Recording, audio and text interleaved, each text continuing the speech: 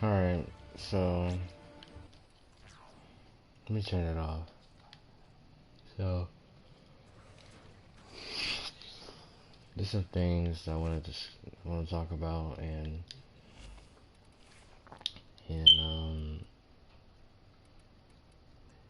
if this live stream gets really emotional for you and you can't handle, leave immediately. And I already know it will be, because like the stuff I've seen lately, haven't really came out to be this much.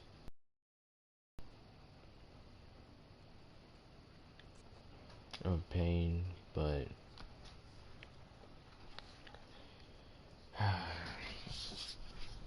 so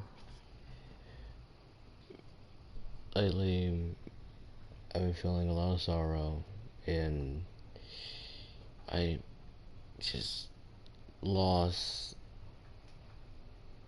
almost all my hope this night, cause I mean, like,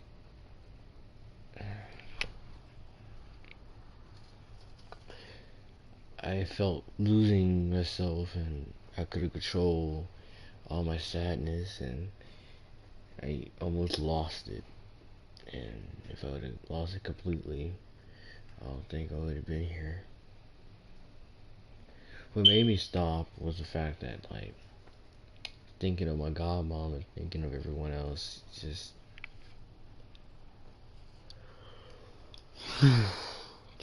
it stopped me completely.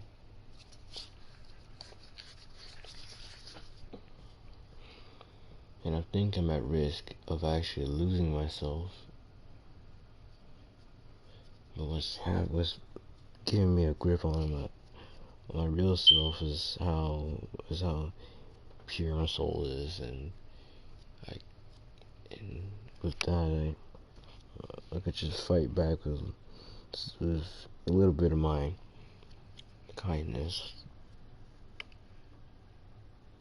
And I don't mean like in a joking way. I'm being serious, because like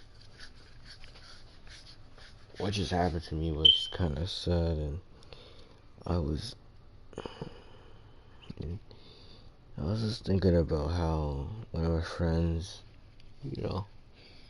would stay up all night and just play the game randomly.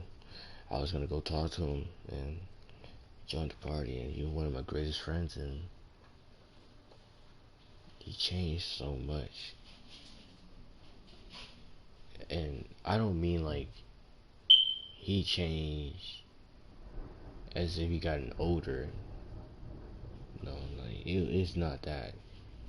He changed so much that all his friends are now just, they changed too. And I remember how his friends were always. I remember him having so much fun with me. He showed kindness to people and all that. And I was like the opposite of him. He showed kindness, and I showed no remorse to anybody. And now it's opposite now. I'm being kind, and I'm being gentle with people, and he's out there really just showing people worlds. I mean, like, don't get me wrong. Don't get me wrong. Like, you know, like I did do some of the stuff, but like what he doing is just madness. It's like if the devil had really just possessed him. I mean, like, he's out here.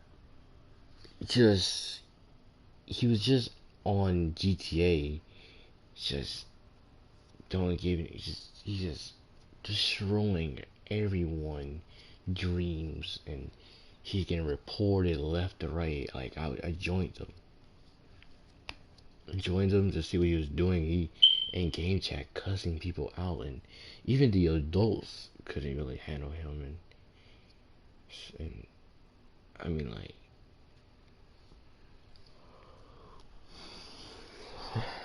life for me is just traumatizing,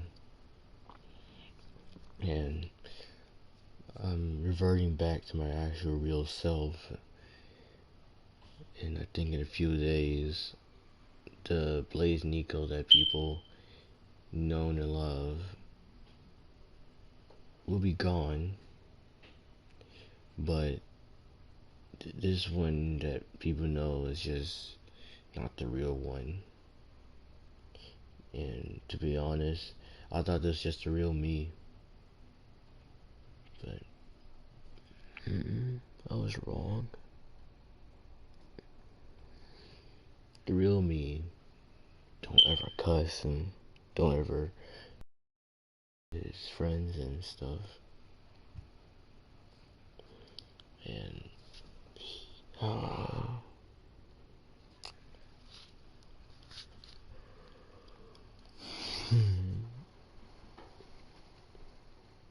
and like I lose memory of all the negative thoughts that I have if I revert back to my real self.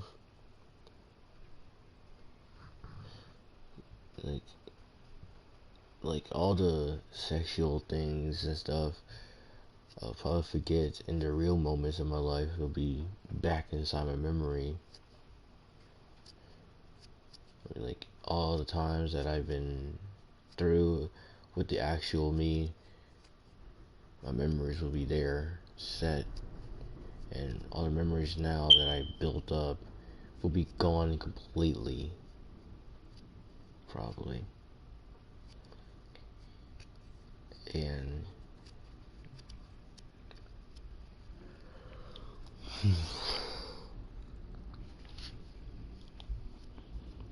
some of my friends are scared about me reverting back to my real self.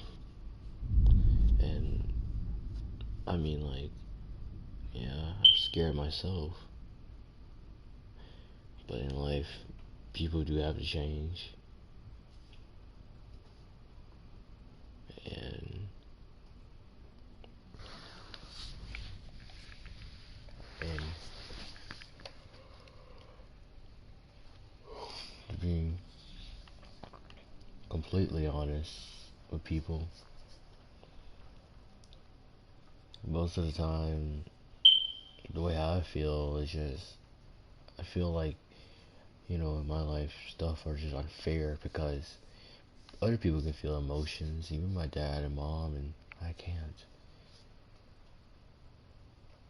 And, and like, and what else, and other things that are unfair is like how, it's like how little amount of people just want to help, and not everyone. Like, some of my friends are even like scared to help me by a little bit. And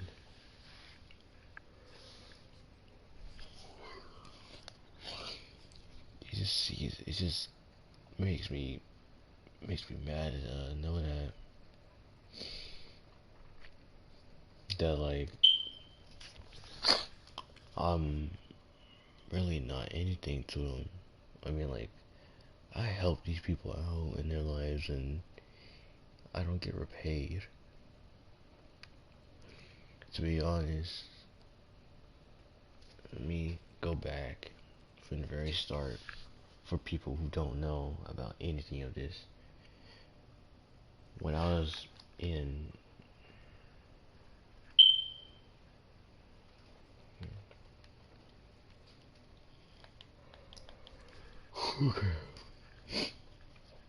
so when I was in maybe like the like when I was in like the first grade, I reunited with a friend and like friggin' I reunited with a friend and I was happy. And at the time, I thought this is my only friend. And throughout my years of elementary, I was just thinking this girl was actually my only friend, and you know, we will be together forever because we kept going to the same school. And you know, I remember I met her in sixth grade and seventh, but a lot of journeys of me going from middle school to I mean, from elementary to middle school, I met some new people and old people, and you know, these people was like, to be honest, I thought these people was just talking to me because they like talking, and they really like, they really like to, you know, socialize, and I didn't really like to socialize anyone else. People just came up to me and started socializing with me for no reason. And every time that happened, I was like, why y'all bothering me? Like, seriously. Cause like, I was, I was kind of, I was kind of confused, and I was, I was am I not able to just be alone in my life? And when I was probably like 4 or 5 years old, I was I felt sorrow for the first time. My great great grandfather or great great grandmom actually passed, and that's when I started feeling it. In the fourth grade, my uncle passed away, and that's what things started hitting my limit. For the past days, for like a whole year, I was depressed and felt so much sorrow.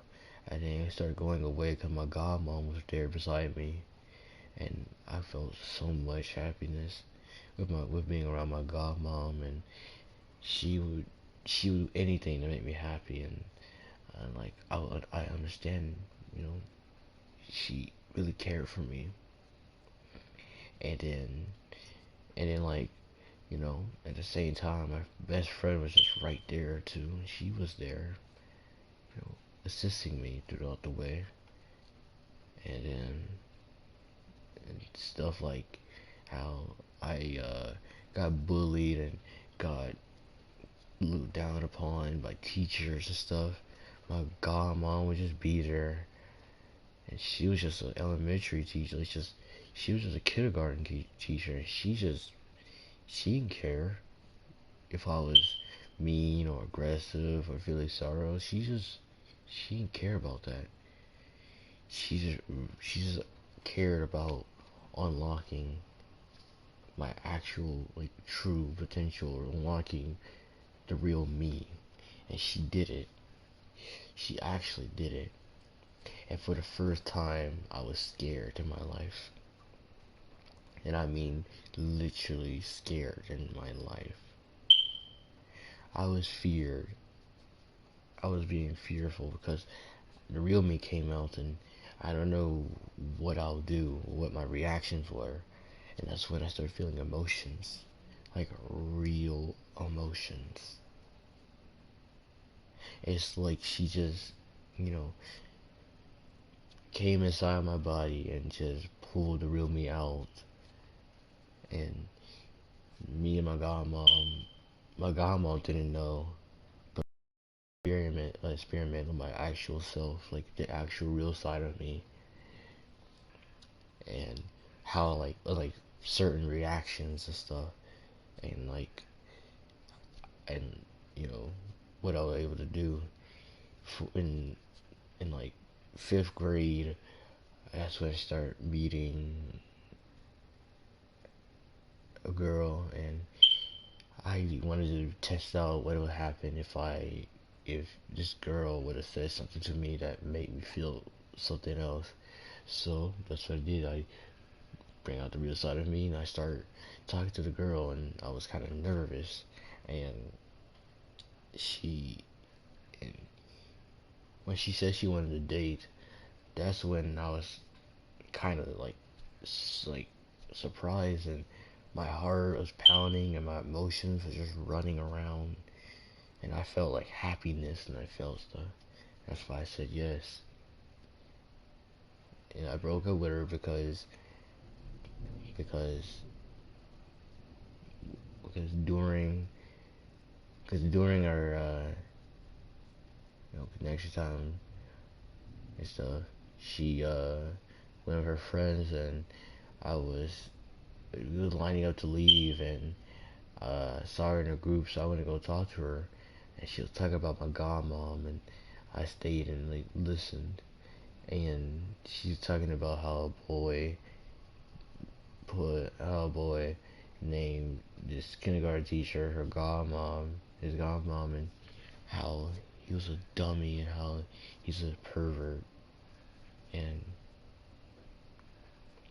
and this upset me so much because my godmom was doing everything to make me happy, and she don't want to see me sad. So I broke up with her the next day, told her why, and she regretted it. And she wanted to know why I call her my godmom, and told her that she will never understand. Told me about she will understand if I'll talk about it. And I already tried talking about it to her, about how she was helping me bring out the real side of me, and she didn't understand. So I left her just like that on the spot. And then when I got asked out some more, that's when I started realizing that my love, my love for, my love for dating people or just going away, and that's when I just started. That's when I just stopped trying.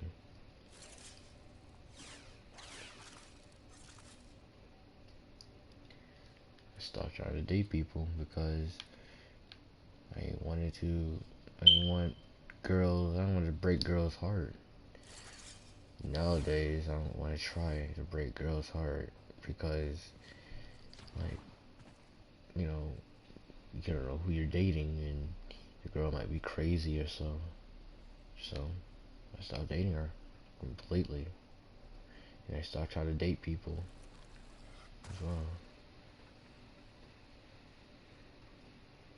And my best friend, she didn't care if I didn't want to date or not. She would always try her best to date me. So, hey, Michael. But stuff like how, like, how like been feeling for the past days about how like I would react to stuff was weird, and I was always testing myself out. I'm always testing out my own strength. I was testing out my own, you know, my own skin.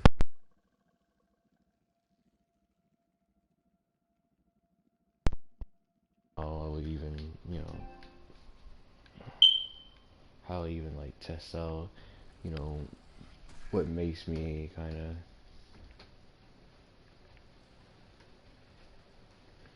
I just woke up. Just literally just woke up. Just woke up to the, just like woke up to just hearing slaps on the window. Just opened up the window blinds and it's raining. So I don't see nothing really wrong with that. But I really just can't live just feeling like after, like before I left, elementary, I rushed back inside and hold on,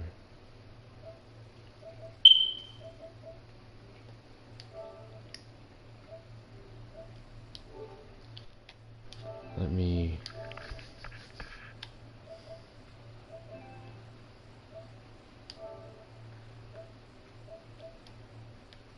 Volume up. Alright, there you go. But like I was trying to say, before I left elementary, I ran back inside so fast and looking for my godmom everywhere. And just when I was about to give up, I saw her at her at her classroom, and I was crying in relief that I found her. And like I thought, to be honest, the last time I would see her was just that year. And after I left, I cried and I was thinking to myself how I should just keep going, even without my godmom, and just keep going. I could find like new people and new adults to talk to about my problems. So that's what I did. That's when I came to, that middle school that me and you went to, Michael, if this is Michael, it is. But that's when I went to that middle school, and Dr. Mackey, and freaking Mr. Hawkins, and freaking even all the two other teachers, Miss Arnett and Miss Johnson. You know, them four, they really did help me talk through middle school and stuff. And I mean, like, middle school, I really, to be honest, I really thought everyone except for my best friend was just was just socializing like regular people, and I was just the only one just talking to one person throughout the whole year that I was actually friends with. And I ain't know, like groups of people actually caring for me, and how they actually really wanted me to stay at that school. I mean, like, when I heard about it, and when I realized what I'd done was wrong, I kind of just sat there, emotionless, just freaking powerless. I just couldn't really do anything, and like, I was kind of scared of talking to anyone else in my life, because like I left people that actually cared for me. I left people that actually wanted me to stay. I left people who even tried to help me. All this because I ain't really know, and I ain't know any better. I couldn't feel anything. Like how I can't really feel my emotions, and how I couldn't really feel my emotions to other people and stuff like that. And even like, some people I didn't really see much in people, because like like everyone kind of looked the same to me. And then once I started looking at it closely, that's when I realized that like some people was different. My actions and decisions that I chose and do was just unacceptable. That's why that's why when I left and stuff, and that's when I realized that, you know,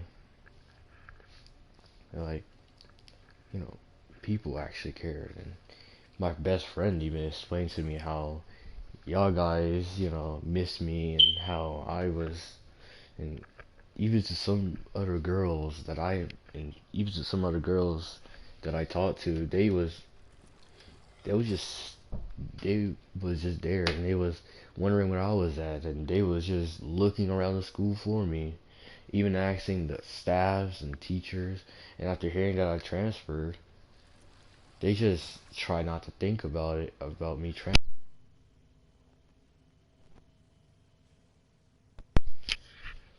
Like disconnected, but they tried so hard not to think about me transferring schools because they knew that like they knew that I was struggling so badly in the neighborhood, and they knew that I needed help like badly. They knew I was going through depression, and I was just faking all my good moments and stuff. And that's when I started receiving like text messages on multiple social media apps on my phone, and that's when my best friend just said it to me completely when I told her what really happened. And she told it to me straight. And after realizing for a little bit, after like thinking and stuff, I kind of just, I kind of just regretted my actions. And that's when, and to be honest, I kind of thought that like my promise for people was broken, but they're not broken. It's just that they just really wanted me to help them more in like middle school. And someone that I was texting, like even a female that I was texting, uh, went beyond and said that like, you know, it didn't really matter that I was getting bullied and how I was, sad and stuff, how I had faking moments. As long as she is just that she was happy, you know, being my friend, and she was happy knowing that I existed. And with all of that, with all this stuff that I learned and collected, I kind of broke down on the inside, and I didn't really see that much until the end. And what broke me so badly this night was a thought of, and just a thought of just hatred and so much hate and so much sadness all around me.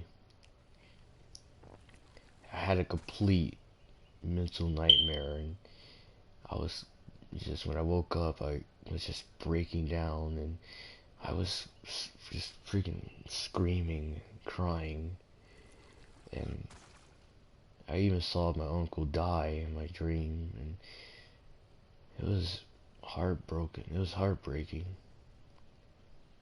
I really never expect anything like this.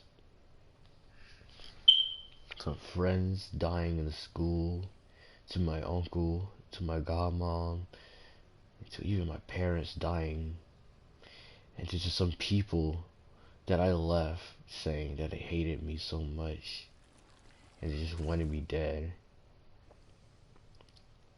And and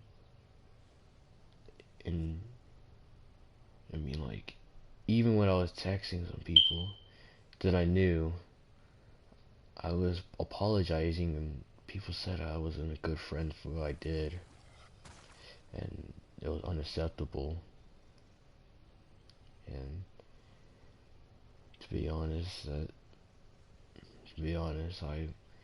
I never tried being a good friend.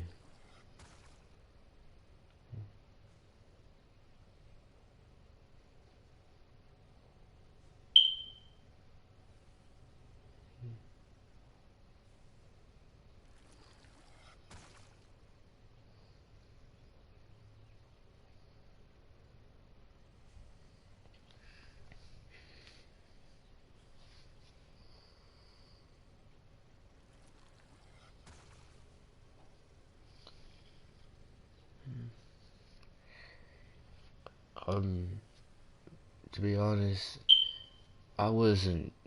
When I left the middle school, I wasn't really crying or nothing because, to be honest, I didn't really care about being forgotten because I thought people really didn't really care about me as much, and I thought people just really, in general, just really didn't see me as well.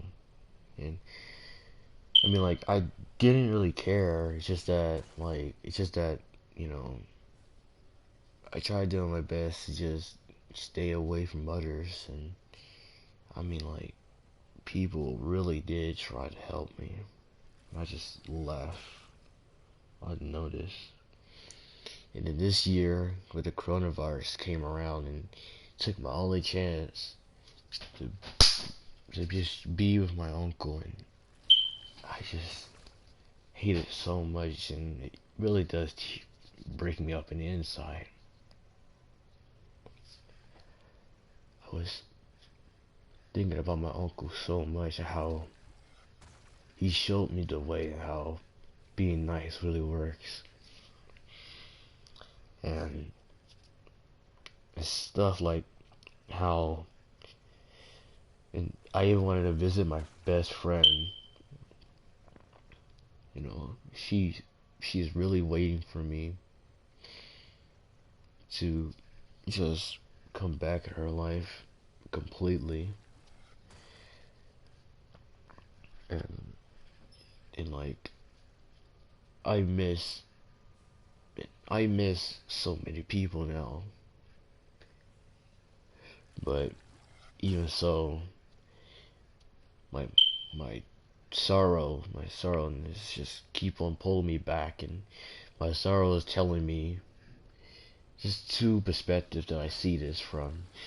For one, my sorrow is just telling me that people really didn't care, and they just, you know, they're telling me this and that, and in the end, all that's gonna happen is that I'm going to just commit suicide. And on the other hand, on the other, you know, perspective, from my real self, I'm I'm just basically sitting there, and how I was just grateful to at least have friends and stuff, and how people are actually helping me.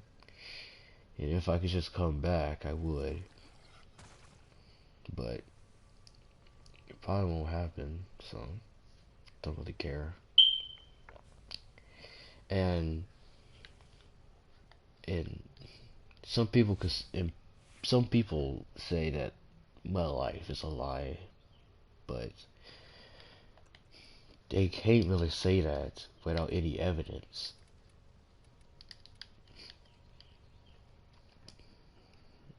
Like, I don't show my sadness whatsoever in front of people because I never want people to feel any pity for me and stuff like that.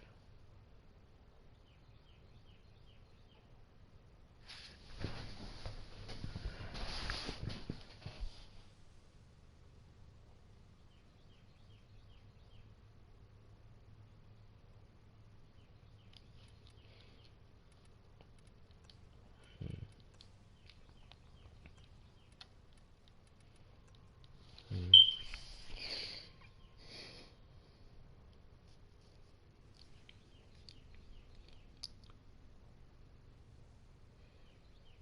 You know, the pain, the pain I went through, the pain I went through these years. I don't know how I'm still able to live through all the pain I lived through. And it's like hurting me badly inside. On the outside, I'm really, really happy. That's all on the outside. In the inside, I'm really just deep down below. I'm breaking down one by one from just emotions to hope. And I'm losing my hope. But the one hope that I still have left for me is that I'll be able to talk this through with my mom and dad. But even so, I just don't know if I should, because I don't know if they ever gonna believe me.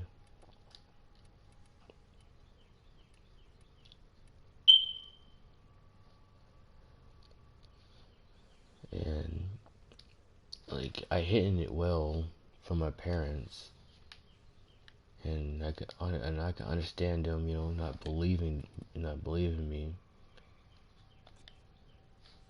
which is why I don't really expect that much. But the one thing I do want to say is that, like, you know, I understand people pain sometimes when it comes to lost ones, and when it comes to feeling other people pain. In the 5th grade, I was tortured by my ELA teacher. So I felt torment, I felt broken down, I felt just betrayed.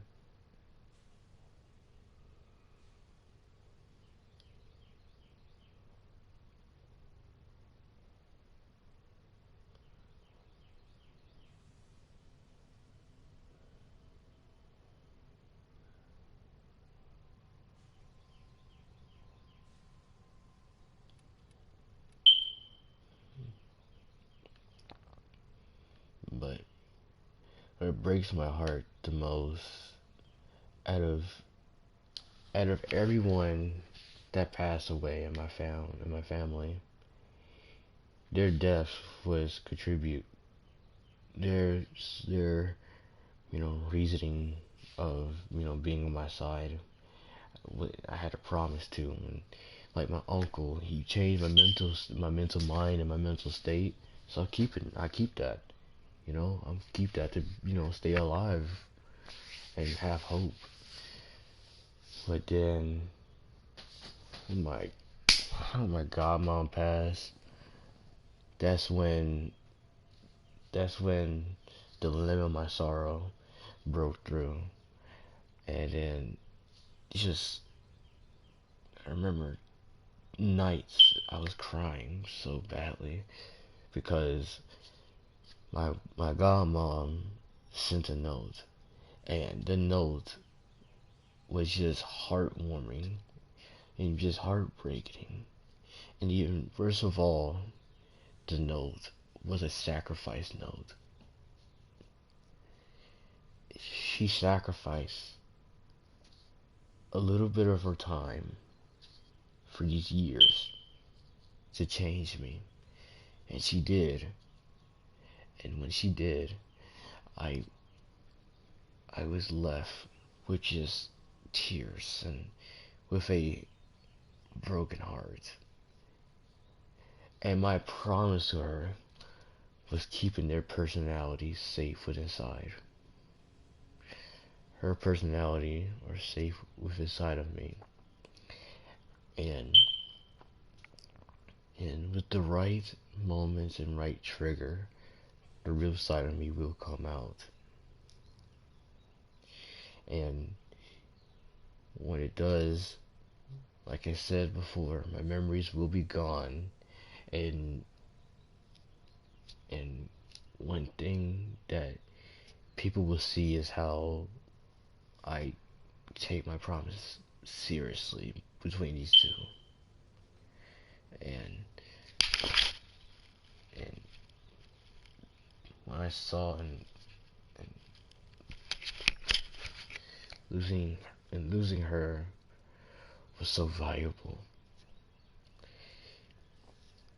She was so valuable to me because she knew what words to use with me. She knew how to just talk to me straight up and how to make me laugh. She knew my humor way too well. and and I knew her humor, and we would both, laugh together. Problems, solve it out easily. It was nothing for her. It's like if she was just a therapy of her own self, and she would just use all the all the information she collected from from the years that she'd been with me, and she's just used the information just dead on the spot, real smoothly. Like, and like that's the one thing that I liked about her so much, is that she can use any type of information she gathered and just use it to talk to someone who with a mental problem or so. I remember even in elementary, I had a mental problem, and I couldn't really handle. I had like anger issues, and now my anger is just being controlled, and and like and like you know, and every time I think of her, just made me tear up on the inside and stuff like that. But this night, when my nightmare came and haunted me, like it it was really just like reality.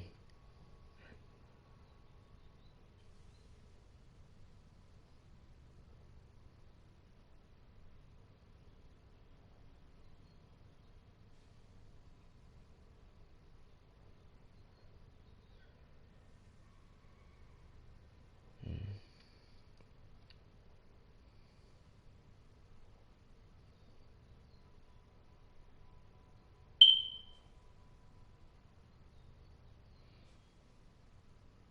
mm. I never really thought of myself as a helpful friend, but what I did thought of myself was I was an actual good friend to people. And I mean, people this year was actually hinting me that, like, you know, they was telling me that I was being a good friend and how I was being a awesome person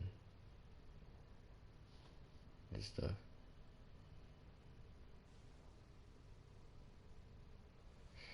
But the one person,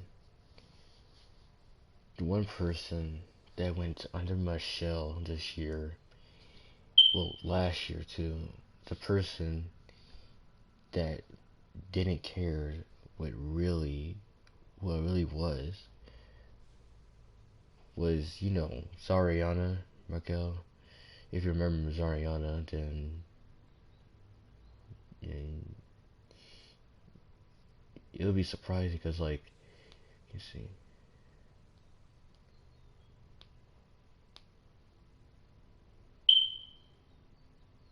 mm,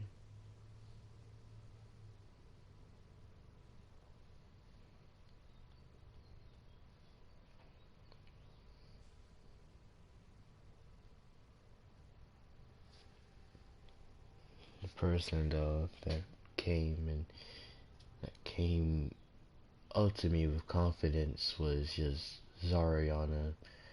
And to be honest, talking to girls was not really what Sean said. And to be honest, I was just gonna avoid her at all costs.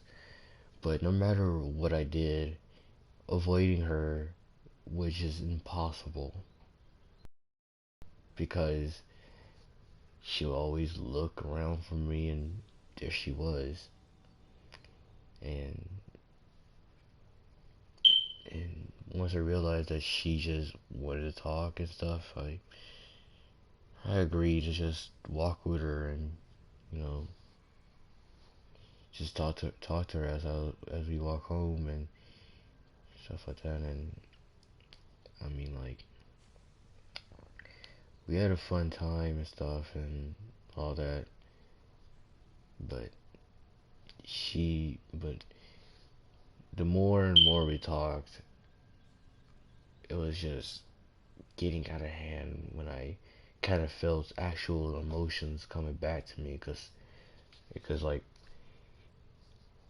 talking to females wasn't a good idea for me, because to be honest, like I don't know what females like these days, so I ain't really talk to them as much. But Zariana was just like one of those females who's like sweet and sour. Not like that in a way, but just she personally just, help she can help you, like, with your problems and stuff, how I help people with their problems. And Zariana just didn't care anything about who she sees on the outside. And I, the answer I'm guessing is that she just sees who I actually am on the inside, like how other people can. And Markel, and Markel, throughout the whole entire adventure in middle school, from 6th to 7th, like, you made me feel happy. And I remember all the fun times we had, and you made me feel a bit better. And, and when you introduced me to Rico, Josiah, and Alex, and all the other people, I felt just attached, and I felt like I was welcome into a group. And to be honest, like, throughout the months and throughout that year, I felt like you given me a gift, and I thank you for it. And I'm saying this from the bottom of my heart, because to be honest, I was like let into a group before, and even if I was only able to talk to 2 people, or even 1 person. But the group I was led into allowed me to talk to more than 2 people. I was able to talk to 3, 4, and 5 people at once, and I felt happy. And I I felt, and at the same time, like, I felt sorrow and stuff like that, but the feeling of sorrow didn't matter.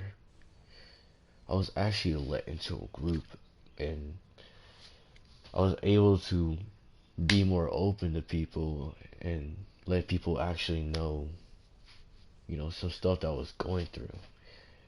I was never able to tell people the truth, or never really able to speak about it, because I didn't want people to feel pity for me, and I didn't really want people to know who it actually was, because I felt that if people really knew or really know who I was, then, like, I felt like it was just gonna end the group and the relationship of all my friends, because the stuff I was going through, and the pain I felt, and the sadness I built up inside of me, and just kept in.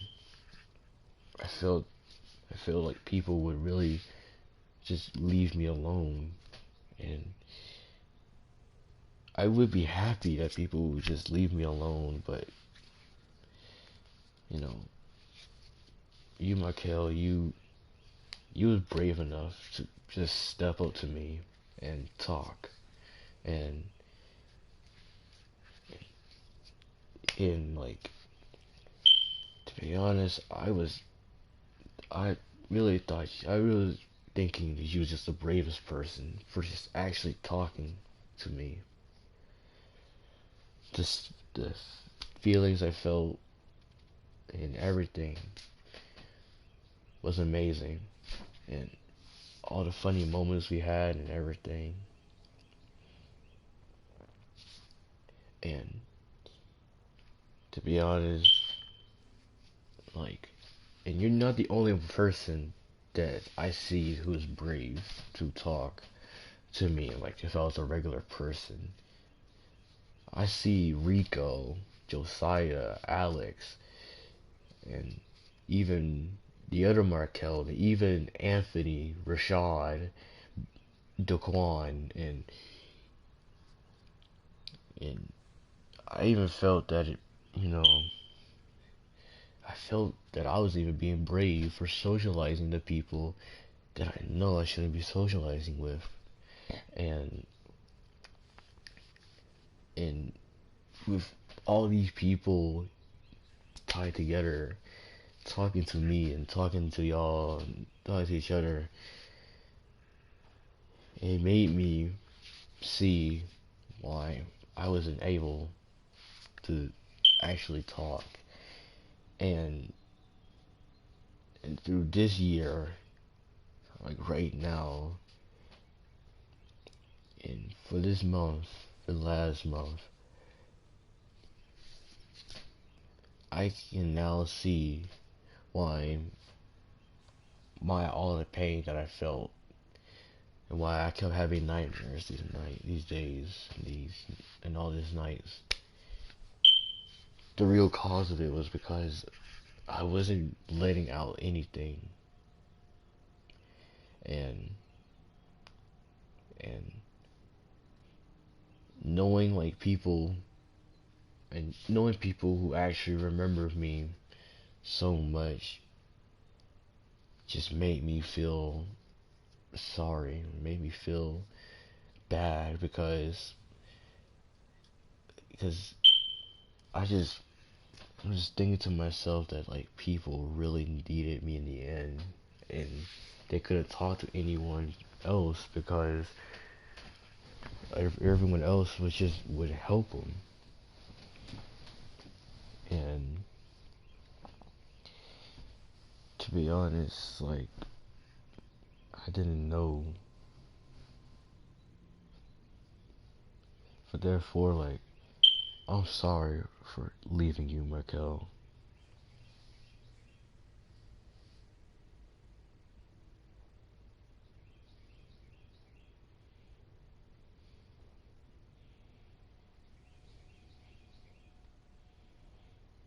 Yeah, and to be honest, like I want to say that I'm sorry, Markel, for leaving you with all those kids and all those people. I never intended for any bad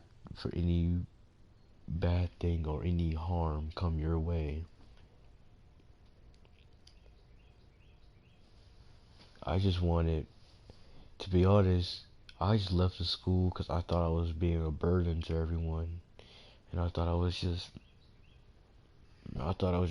causing chaos and stuff, and I just left school because the neighbors and just the school itself, like I just left because freaking I didn't feel that much, and I left my best friend there because I knew she could handle, you know, all the students, and I couldn't really handle anyone. I couldn't really handle, some people because people would just say stuff and make me angry. So therefore, I just left without saying goodbye.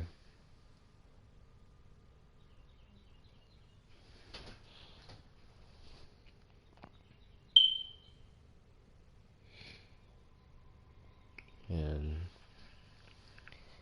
after what someone told me, I was kind of thinking that like I was actually letting people down.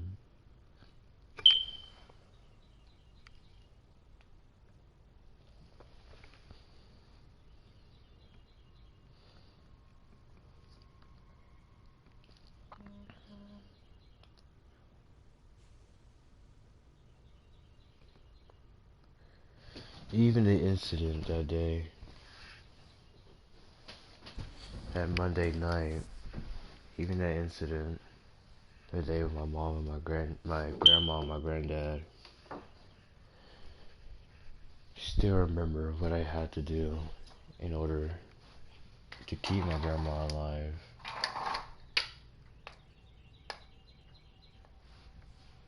And and and the stuff that I said in my dreams wasn't the only thing that I saw.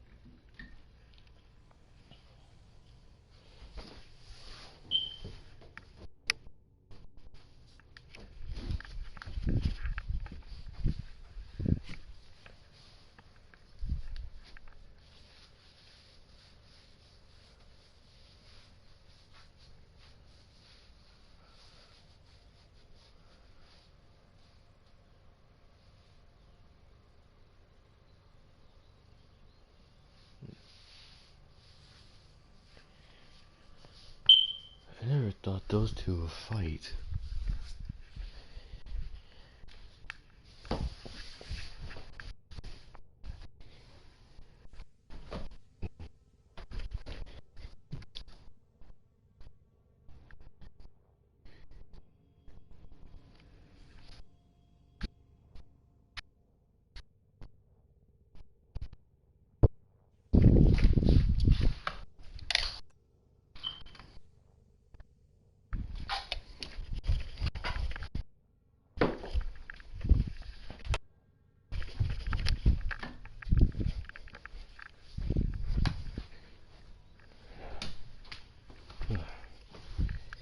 But knowing some, but like,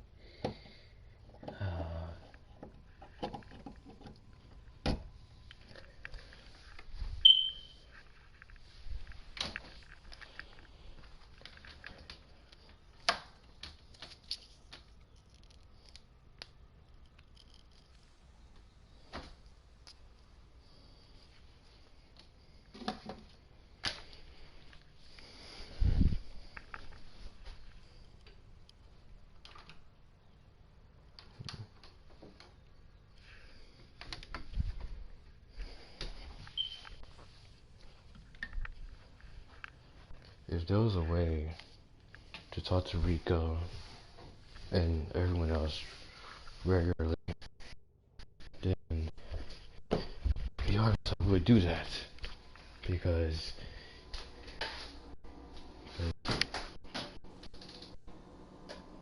it's like, when I left, they're like getting out of hand. It was like,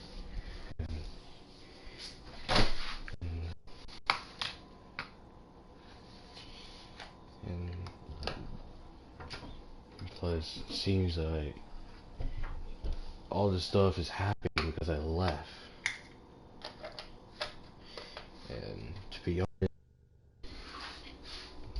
honest, I'm surprised people cared about, like, some people in our group cared about me more than freaking, what's that boy name? I think I don't think you ever met him, Raquel, but when I left, hmm?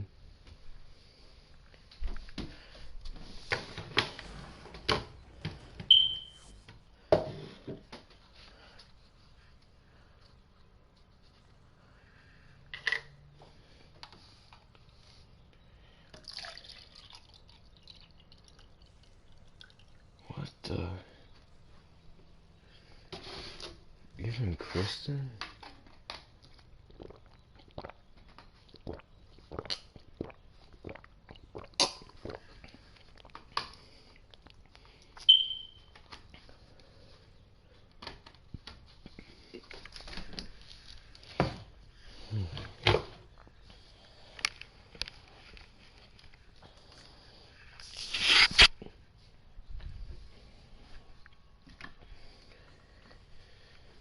Why? There's this one boy that was in our group, and we named him,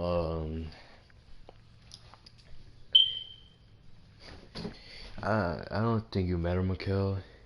I think his real name is like a Hispanic name, but I can't remember.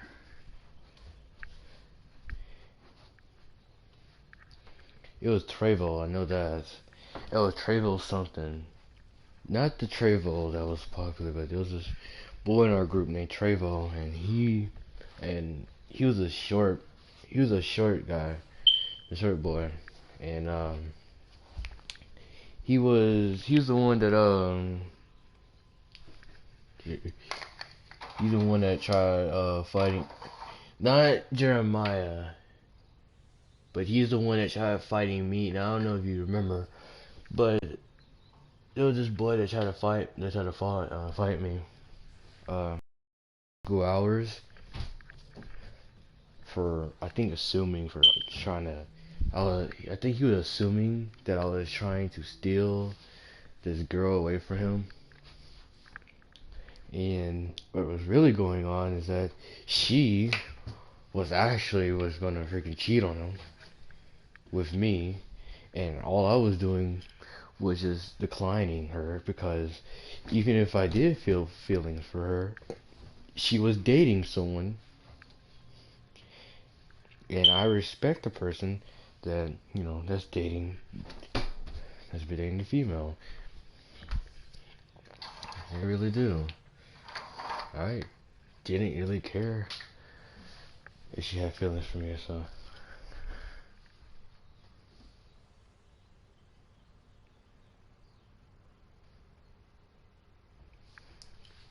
What the?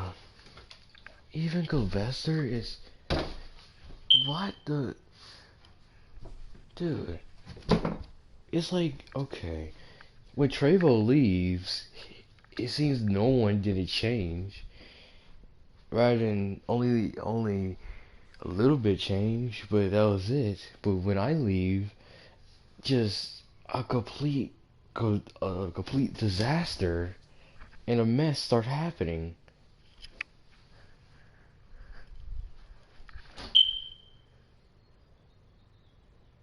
I think I know who you're talking about, and if it was Trevo, I'll be dead surprised because he left, like he left.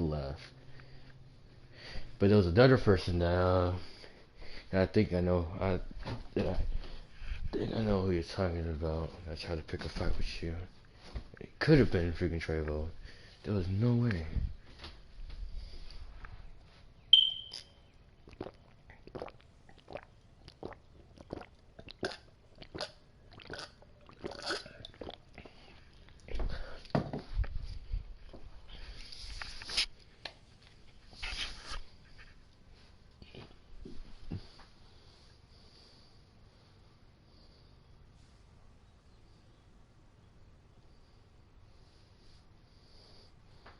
Oh. Mm. Yeah, I really do think I know who you're talking about. But also the reason that this boy Trevo left the school anyway because when he was trying to fight me outside when I was trying to walk home, someone let me just say this. So someone that I knew from elementary was there, and he was this short boy. He had his hands behind his back, and he was smiling at him. And then, all you know, before I even know it, I was about to hit him, but then this dude's face got stolen. Like he was like if he got stolen from the third base of a baseball game. Like it was freaking funny. All I know, I just look away for a split second. All I hear is just this, and I turn back. Trevo is just on the ground, sleep, and just knocked out. Like I swear to God, when I saw him like on the ground, I was like, oh, he just got stolen.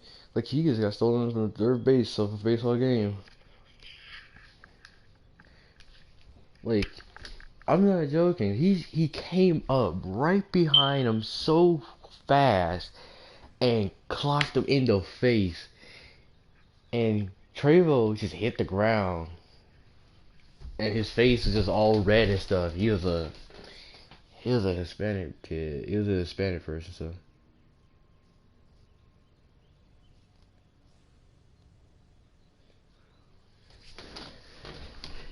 I said, yeah, I watched that guy.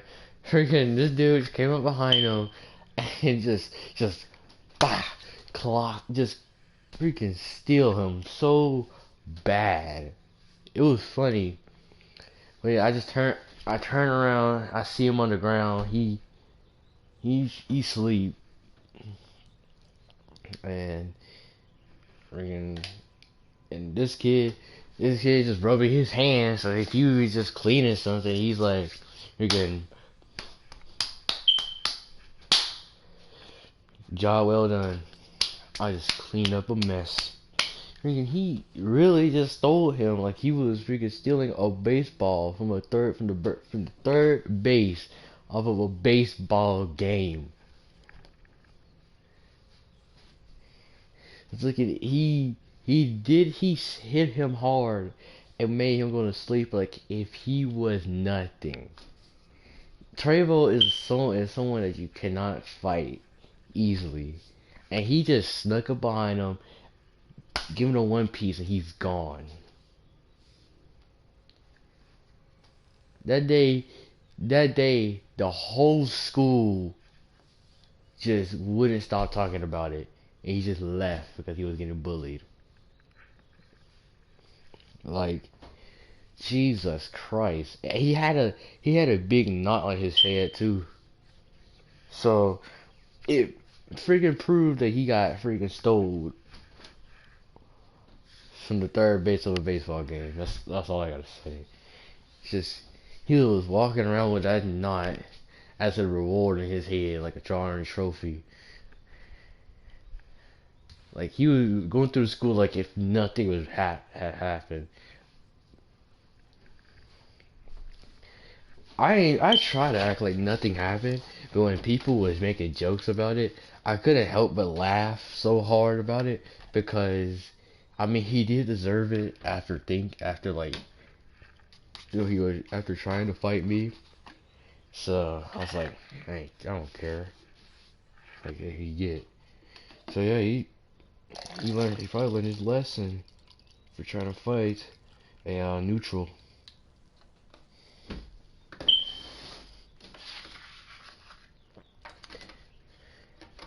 And the Trevo is, and this is not like the first time Trevo tried to fight me, cause in elementary Trevo in fifth grade we fought in fifth grade one time.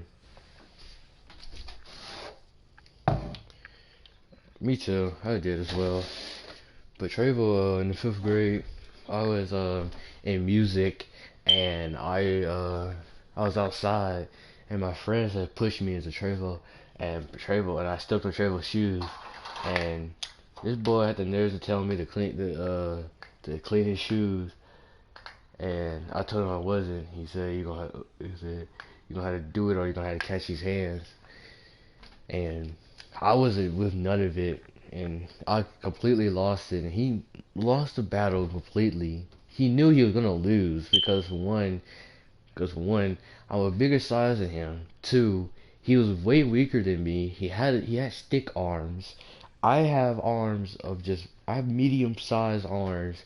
Him on the other hand, in the fifth grade, he looked like he'd be used for firewood.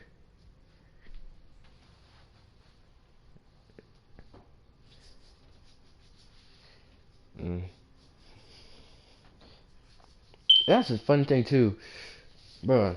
That's a fun thing too. He was picking on me and everything. Hergen, she was picking on me, and I got so mad. I freaking did a whole entire power shot at his eye, and he had a dark spot in his eye.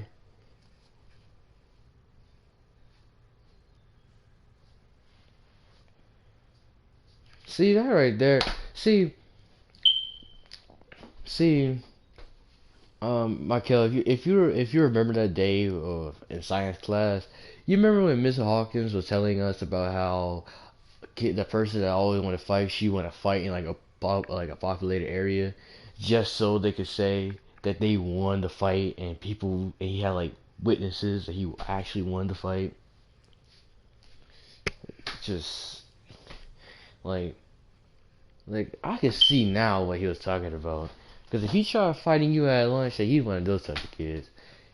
But like freaking, like he was picking on me and everything. I got mad, so I had to lean to the right, and I swung my arm so fast, and it connected with his eye, and and he freaking. And I swear to God, this dude looked like he just got punched in the freaking stomach.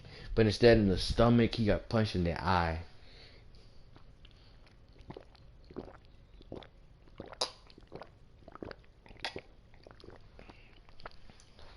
And like, I hit him so hard, he ain't felt any pain. He ain't felt any pain.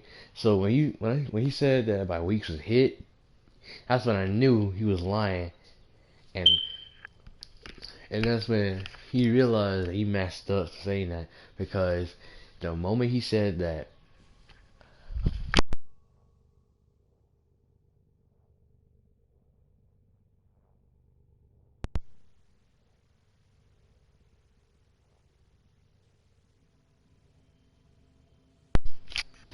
sorry, disconnected my mic completely. But anyway, I was thinking just go ahead and let me just talk. But again, it was so funny because he was covering his eye, and then when he realized that he messed up, I freaking I striked him in the freaking in the other side of his eye, and then I slammed him, and it hurt for him so bad. Had him freaking, oh my god, freaking, he was hurting so bad that like he was just rubbing himself, and then that's when I had flipped him over, and I freaking started pounding on his stomach.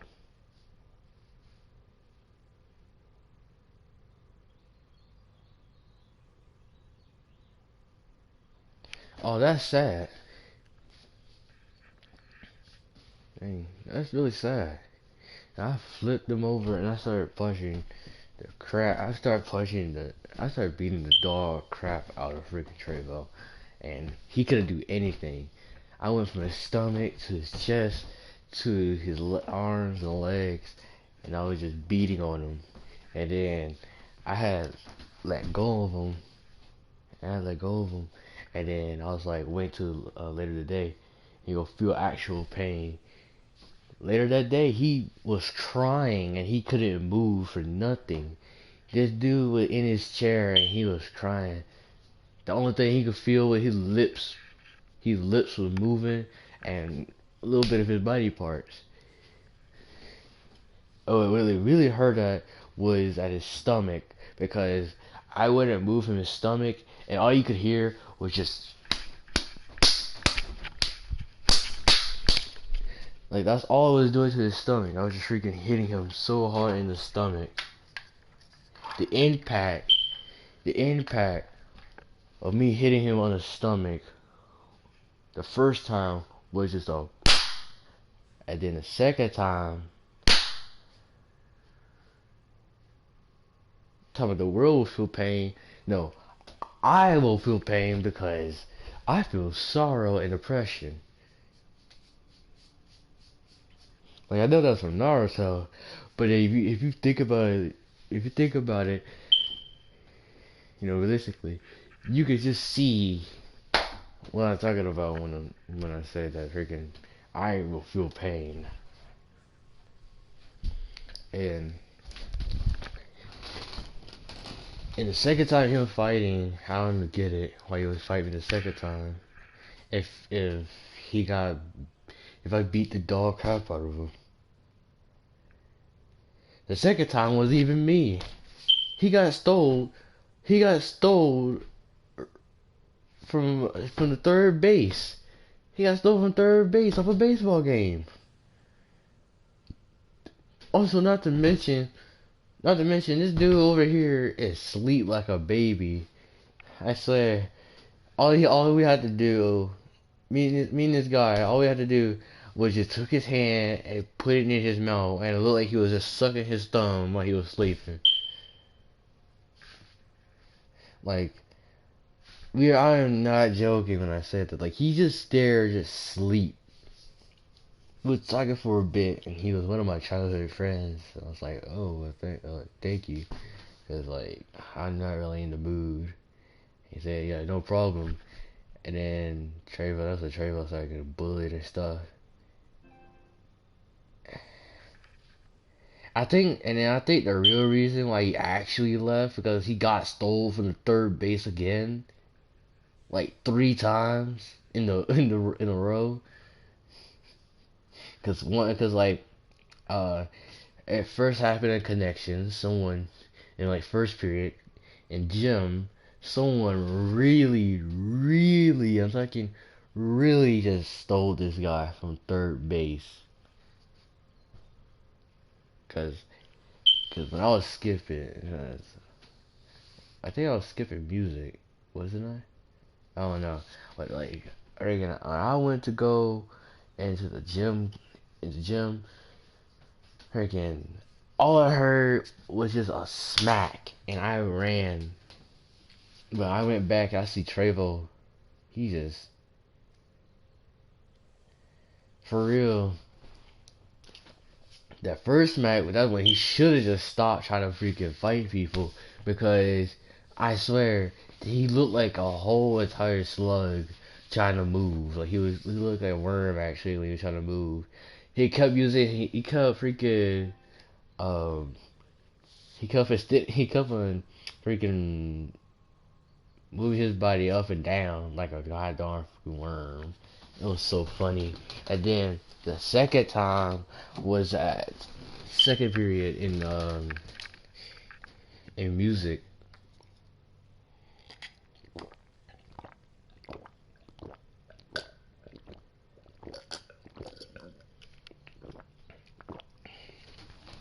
Second time was at music with and Trevo was getting some water. Getting some water, and he got pushed out the water fountain, and some boy was getting some water, and Trevo pushed him, and he was like, and the boy was like, all right, get some water then, and fight me afterwards. Trevo getting some water, and I swear, this like when I was looking down the hallway, this boy had no goddamn mercy. This dude just slapped his head. Dude, he freaking punched his head onto the water fountain, and it was so funny. So Trevo just laid there in just confusion, and he got up mad and finished his sentence, and then when they started fighting in the hallway, Trevo went in for a punch. He landed a punch, but ain't do much to the boy, and freaking the freaking guy hit for a whole counter, and it looked like Oh my god, what's his name? From I think it was like Fast and Furious Harbor freaking where you know how freaking they work together to fight to fight this guy who can like predict their movements or strikes, and one of them had to get hit for the other one to hit the guy. That would have looked like he took in the hit and then countered him, and when he countered him, Trevo was gone. He was non-existent anymore. He got hit to oblivion.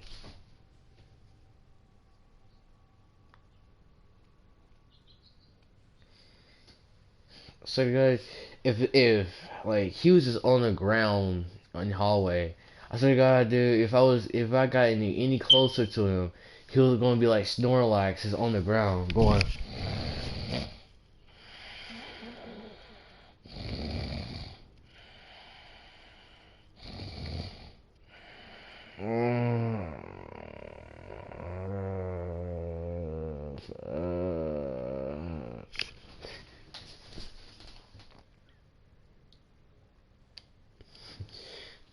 Dude, sleep.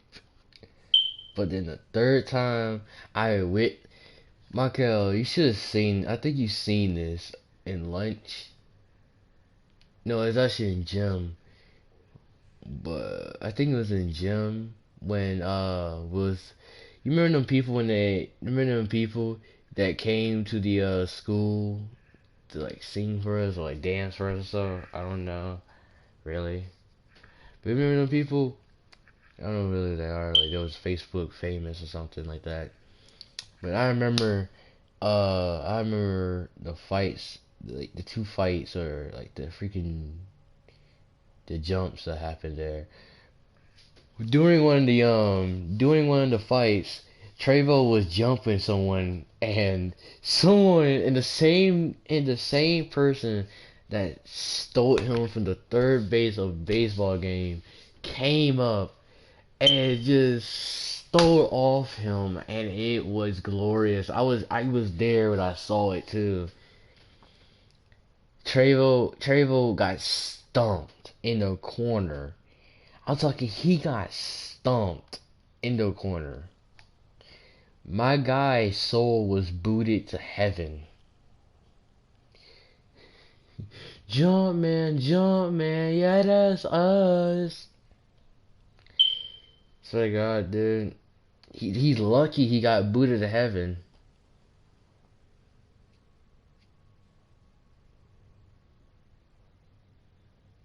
Mm. Yeah. He probably got his ass whooped. But on the other hand, freaking that was funny. He was in the corner getting stumped. He's lucky. Now let's say this. Travel thinks that this is all bad luck. He got beaten up many times. But what he should be doing, he should be thinking about actually is how he should be grateful that they didn't really stump, like they didn't,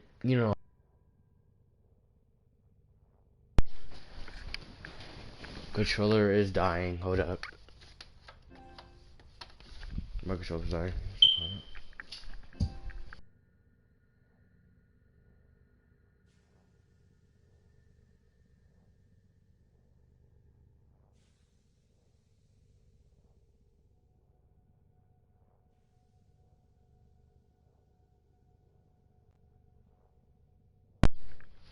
Yeah, Travel should be grateful that they ain't use their hands, cause they look like they had some fast hands, and I mean it. They look like they had some fast hands, and like yes, like getting stomped on is one thing, but if they would actually use their hands, I swear to God, this the only thing you gonna be hearing.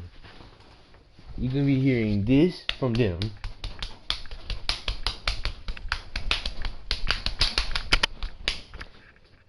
That's the only thing you'll be hearing from them. Them just beating the crap out of them. Him, on the other hand, help me. He's dead. He's dead. he's completely dead.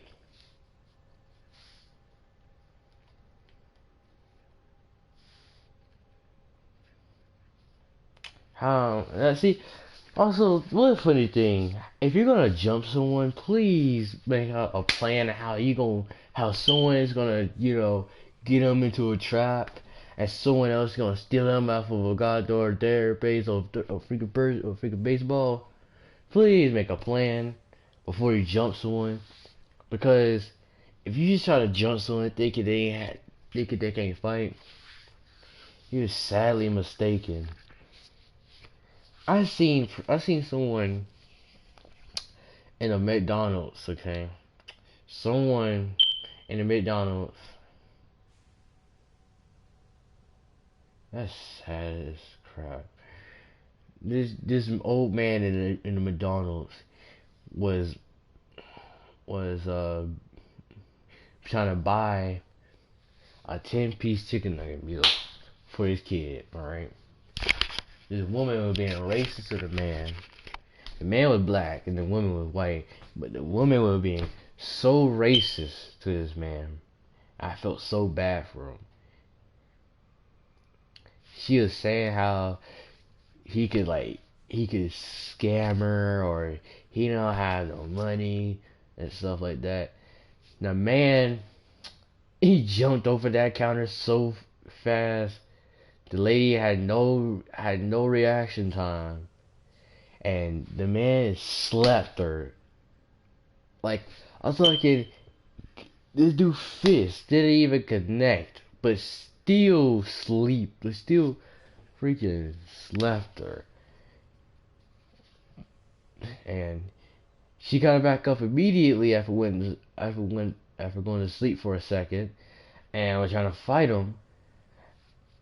She was trying to grab him and everything, but grabbing him was a huge mistake because he kneed her and started punching her in the side of her face, and he went too far to even just freaking choke slam him. I mean, slam her, and he just jumped over that counter, took his boy to a whole better restaurant.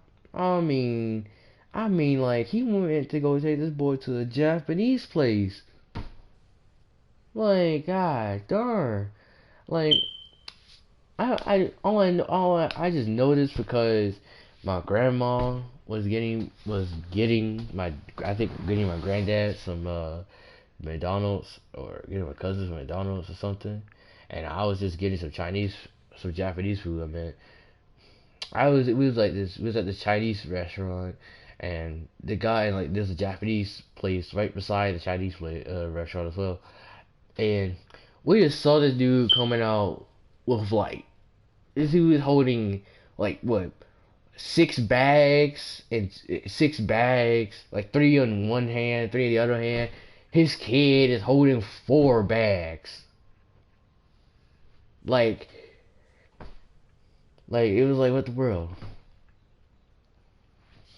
And it happened this year too. It was freaking,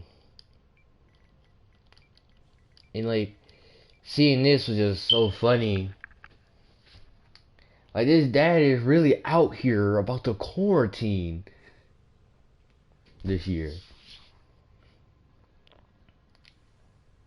And, like, I was like, really now? So you just beating up a McDonald's employee?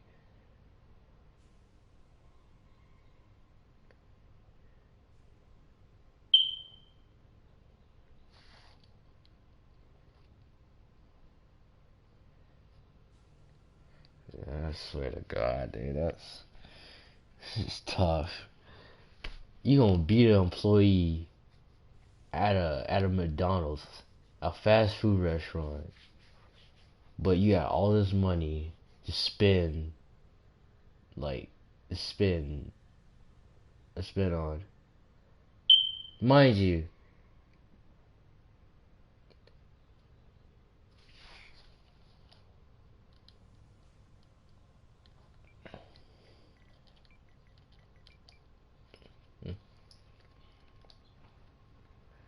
Mm, so swear. Mind you, there was 2 boxes in each bags. So that means 2, 4, 2, 4, 8. Wait, no. This is gonna be so difficult because this is so funny. 2, 4, 6, 8, 10, 12. Yeah, 4. That's 2 boxes in them 4 bags too. 16. 16?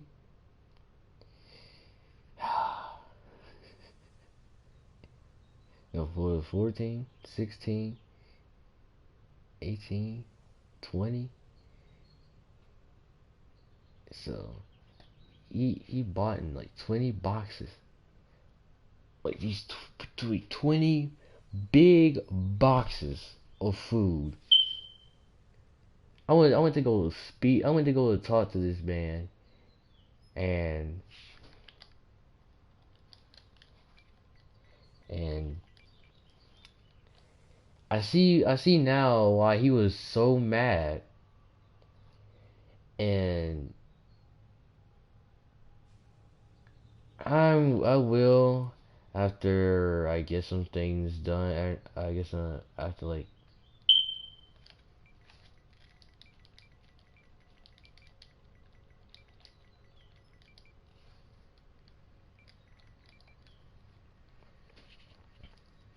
I'll play the game. I'll play after I get done with this live stream, but we're trying to make another one after that.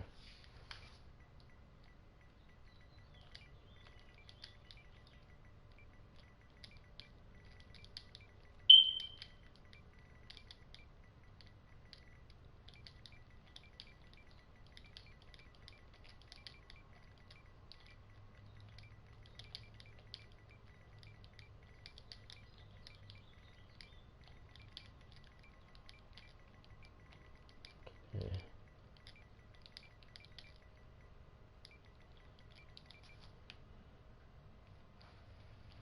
But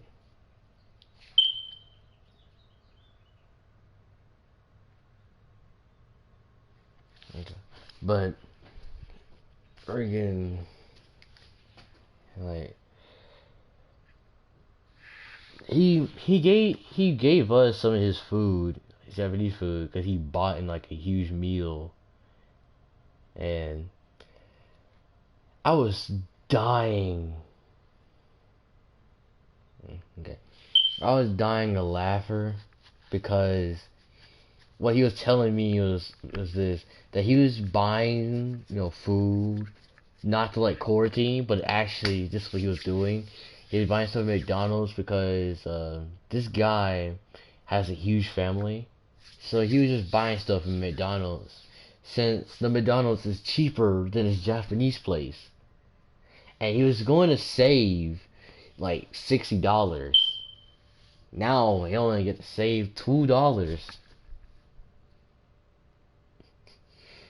and that's why he was so mad.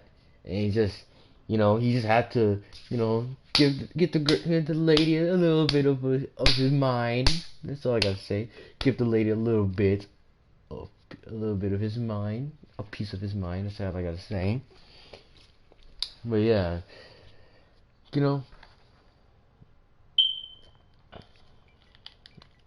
know, you and plus, like, when he went to go and like he invited us to his.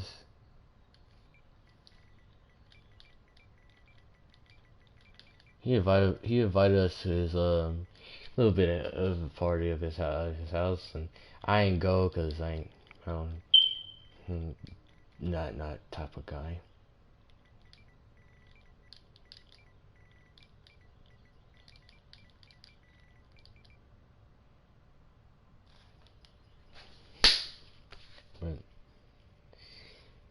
But like, I guess what we learn here, folks, is don't be racist. the black people and white people, especially both of them, because you can get sleep by many people in this world. I'm talking, and I gotta say one thing that made me cry a laugher after that whole entire ordeal is that the fact that like not only did she get sleep and everything, but the stuff fell out of her pockets and everything. And I was I was dying of laughter when I saw that. After seeing stuff felt like freaking falling out of her pocket, I was just crying. Talking her like freaking money fell out of her pocket, like freaking like pennies and coins and pictures and like a freaking ID. Even her ID fell out. And then a piece of her hair fell out too. And worst of all, I think this guy beat the validity out this goddamn woman. Cause after that, that woman was shaking violently. I think we missed out on the sound of her just freaking on the ground, being like just freaking.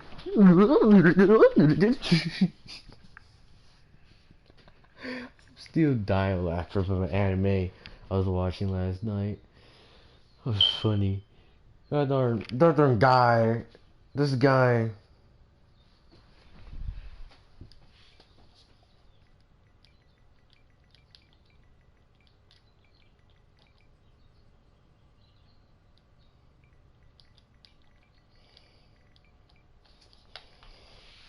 But freaking this guy from this one anime I'm watching, he was he was in his house, and this girl parents are forcing her to marry this guy, and she didn't want to, but she don't really care because she likes him, so this girl is gonna go ahead and just get R-rated, okay? Let's say that R-rated, and go inside his room, and the first thing he just wakes up to, which is a girl naked or just R-rated on his bed, just nothing, which just freaking covering her, and and he was so scared and just so frightened. He started shaking, and all you hear from him was just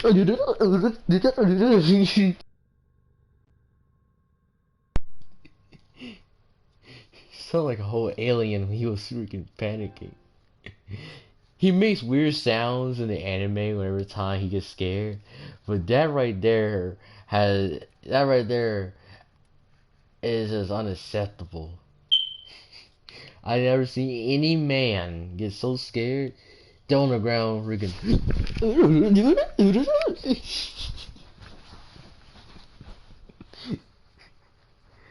The girl, on the other hand, is just looking at him, just smiling. Then she just uncovered herself, which which freaking made the situation worse because now he's taken aback by this, and now he's and oh my god, from what he was thinking on his end was so funny. He was like, wait a minute, did this girl really? I'm really about to get the doll. I'm about to be like, I'm really about to get this this kitty cat, freaking puss. And afterwards he was like, freaking, oh no, this is about to be a subway slipping.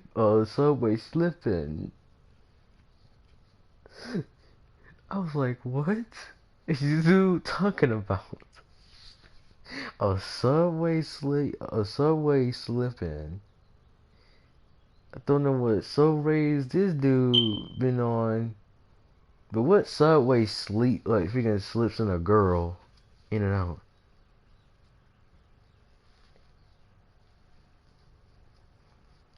You miss everything from the very beginning.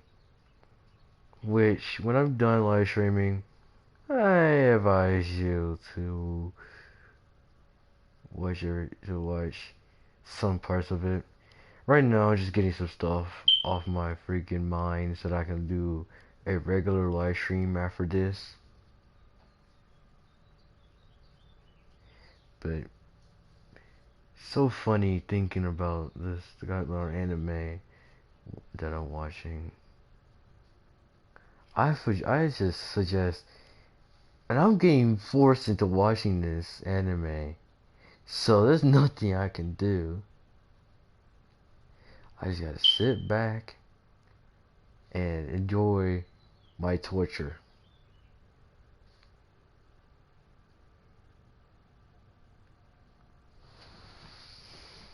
That's all I got. That's all I can do.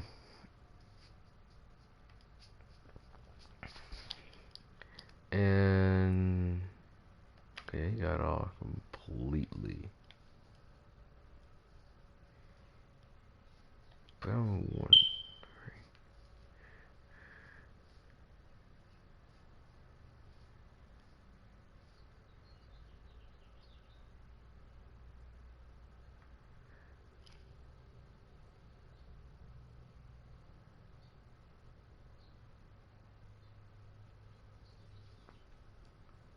This is.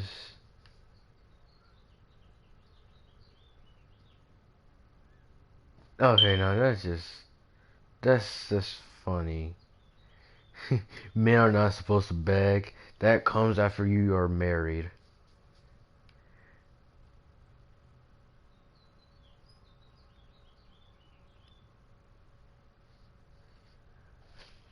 I'm finna make a party and see what happens. This stuff is still happening.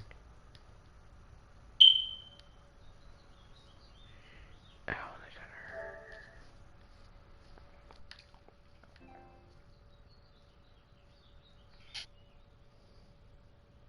Traders like level 200 treasures doing a Star Wars prologue.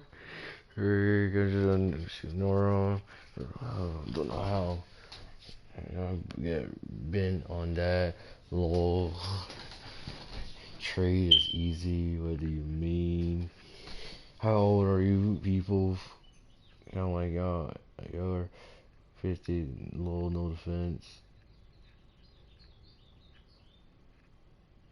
I wonder if a married man that gets a $20 bill allowance, his wife can file for unemployment during the coronavirus shutdown. No, Jesus Christ.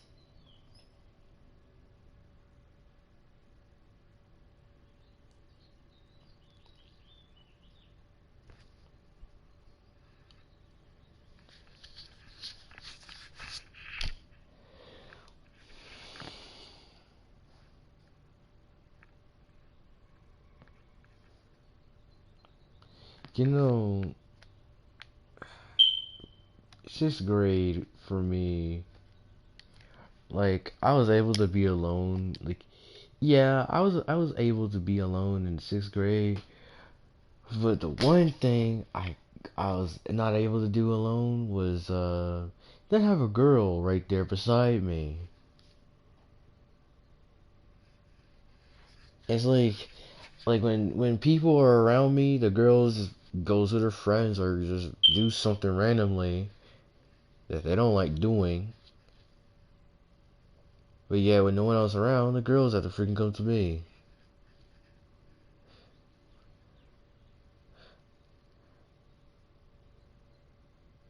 Okay, I need to end the stream. That's inappropriate.